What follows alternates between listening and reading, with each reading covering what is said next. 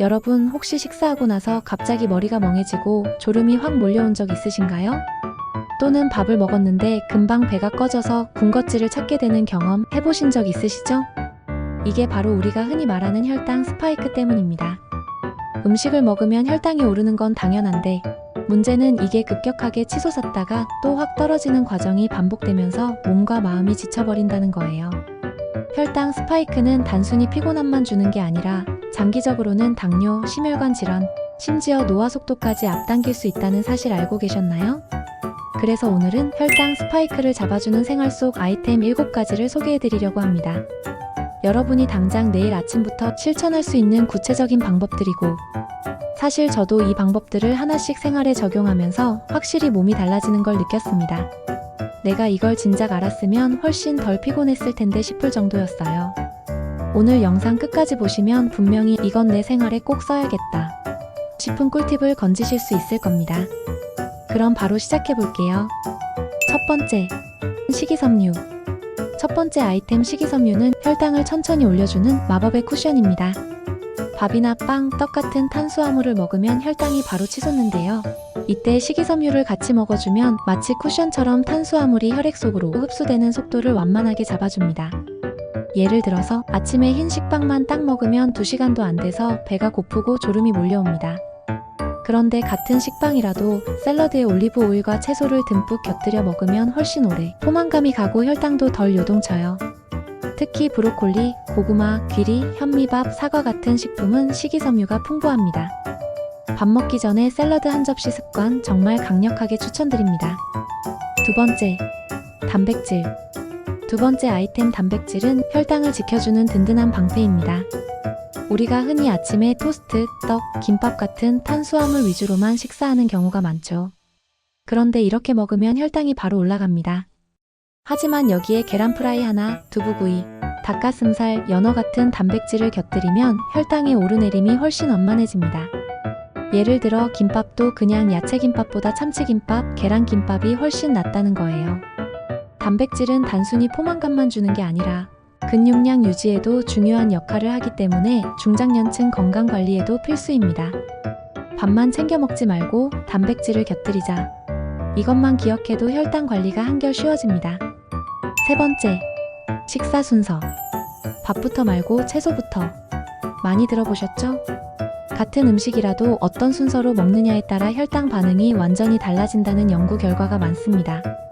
예를 들어 외식할 때 기본으로 나오는 샐러드나 나물 반찬 먼저 드시고 그 다음에 단백질 반찬, 마지막으로 밥이나 면 같은 탄수화물을 드시면 혈당 상승이 훨씬 완만해집니다. 샐러드, 단백질, 탄수화물 이 순서 꼭 기억하세요. 저도 예전에는 밥부터 퍼먹고 반찬을 곁들였는데 순서만 바꿔도 식후 피곤함이 정말 줄었습니다. 네 번째, 식초. 요즘 핫한 에사비라고 하시나요? 요즘 특히 인기 있는 식초인데요. 혈당 관리에 관심 있는 분들은 한 번쯤 들어보셨을 거예요. 에사비는 애플 사이다 비니거예요. 사과 식초의 경우 식사 전에 물에 희석해서 마시면 혈당 상승을 완화해주는 효과가 있습니다. 연구에 따르면 식초에 들어있는 아세트산 성분이 소화효소의 작용을 늦춰서 탄수화물이 당으로 바뀌는 속도를 천천히 만들어준다고 해요. 하지만 여기서 중요한 건 희석입니다. 그냥 원액을 드시면 위에 부담을 줄 수 있으니 물 한 컵에 식초 한두 숟갈 정도가 적당합니다.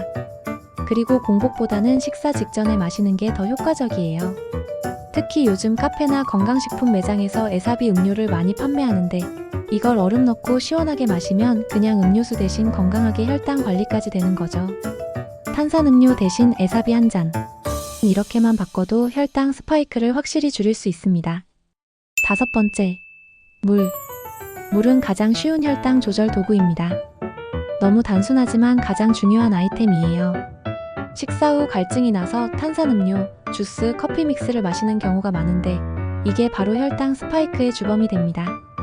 그 대신 그냥 물 한 컵을 마셔보세요. 물은 혈액을 묽게 해서 당이 빠르게 쌓이지 않도록 도와주고 신장 기능을 통해 혈당 배출을 원활하게 해줍니다. 특히 식사 전에 물 한 잔, 식후에도 물 한 잔. 이 습관만 들어도 배부른 느낌이 들어 과식도 줄이고 혈당도 안정됩니다. 여섯 번째, 운동. 운동은 10분의 기적이에요. 운동이라 해서 꼭 러닝머신 위에서 땀 뻘뻘 흘려야 하는 건 아닙니다. 식사 후 10분만 가볍게 걸어도 혈당이 눈에 띄게 안정됩니다.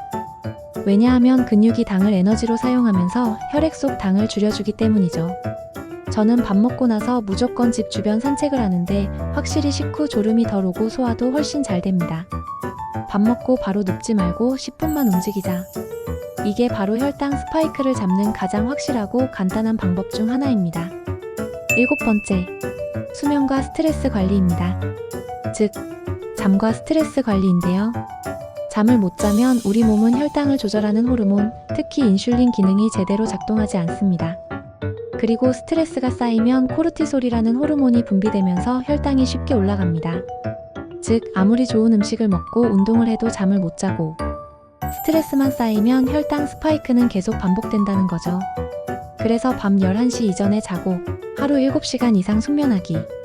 그리고 스트레스를 받으면 잠깐이라도 명상이나 산책하기 같은 작은 습관이 혈당 관리의 마지막 퍼즐을 맞춰줍니다. 자, 오늘은 이렇게 혈당 스파이크를 줄여주는 생활 속 아이템 7가지를 소개해드렸습니다. 사실 오늘 말씀드린 방법들은 거창한 건강식품이나 비싼 영양제가 아니에요. 이미 우리 집 식탁에 있는 것들, 그리고 당장 실천할 수 있는 작은 습관들이죠. 하지만 그 작은 습관들이 쌓여서 여러분의 피로감, 집중력, 체중 관리, 노화 속도까지 달라질 수 있습니다.